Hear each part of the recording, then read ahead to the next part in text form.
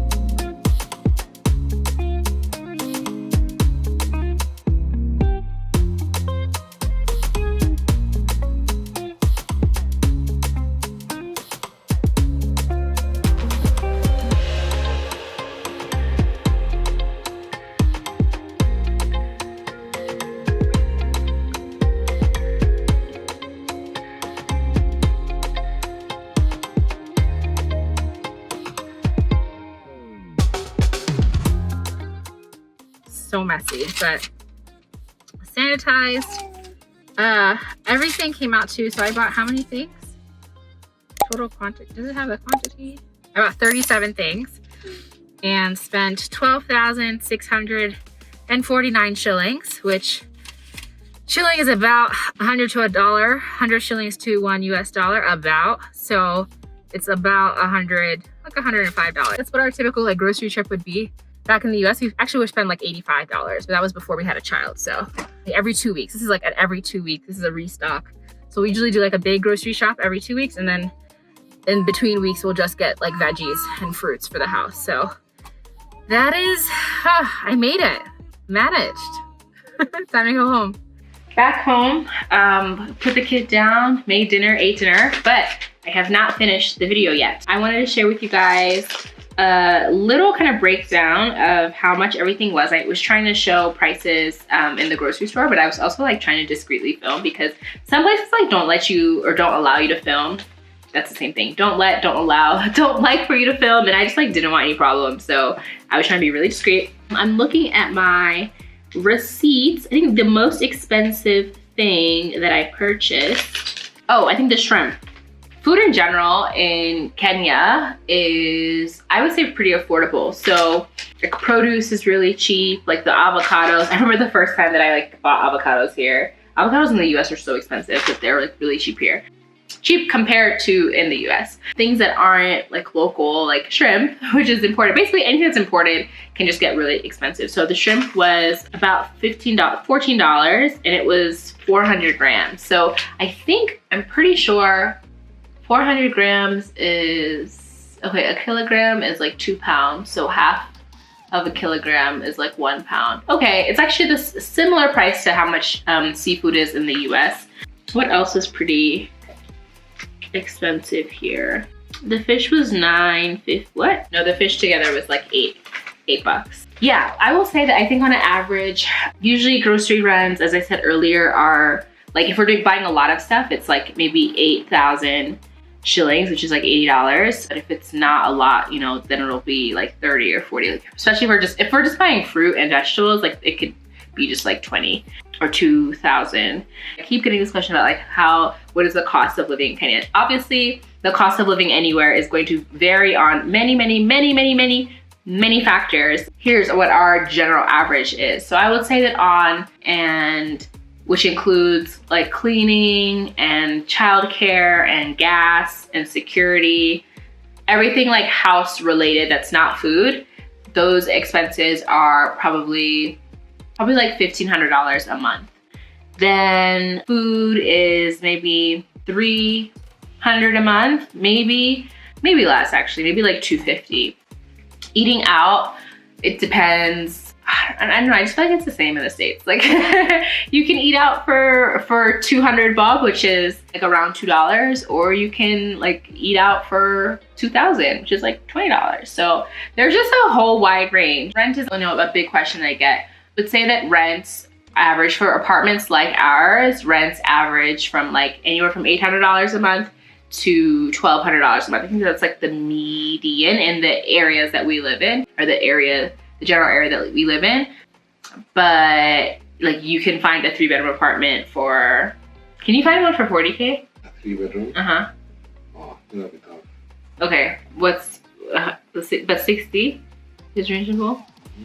Okay, anywhere from like $600 a month to, I don't know, if you want to spend like $4,000 a month, like there are also those apartments that would probably be more like a townhouse. So between 800, 900, 1,000, that will get you a very lovely, very spacious 3-bedroom apartment in a very safe and secure neighborhood. Yeah, I don't know, it could be more expensive or it could be less. Yeah, that's like one of the reasons why I have like really just been hesitant to kind of like share this info, is because like it depends. It really just depends. It depends. And to me, it doesn't feel that much different than life in the US. So I haven't felt like the need to be like, oh, like this is the cost of living. It's so much cheaper here. Like I would say that labor is cheap here. So our cost of childcare, the cost of a childcare, cleaning, laundry, that is a lot less than it would be if we were still in the States. But rent, I mean, yeah, maybe, yeah,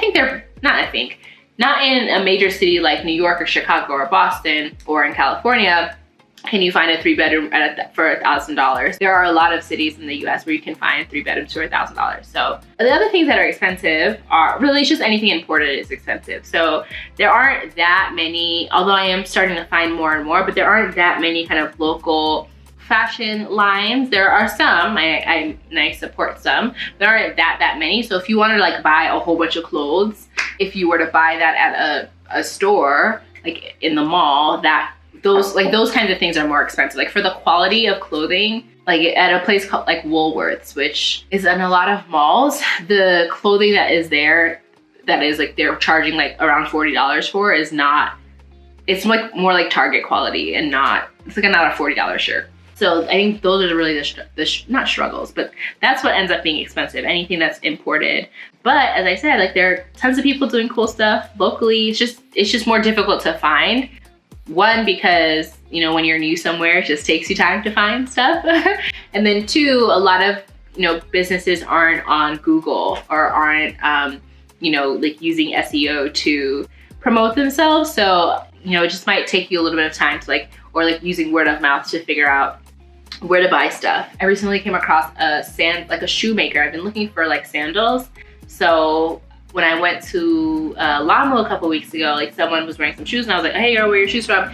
And they ended up being a local brand. I feel like that's how I end up finding out things. Otherwise, yeah, it's just a struggle when you are living somewhere new to figure out where to get stuff. But that's that. That is a cost of living. I don't really think that was like that insightful, but I've been asked what the cost of living is. I would say rent-wise, I would say a 2-bedroom is maybe 300 less. So maybe anywhere from like, actually I have no idea. John, how much is a 2-bedroom? How much is the range of a 2-bedroom apartment? Well, I tried. All I know are 3 bedrooms, because that's like what we were looking for.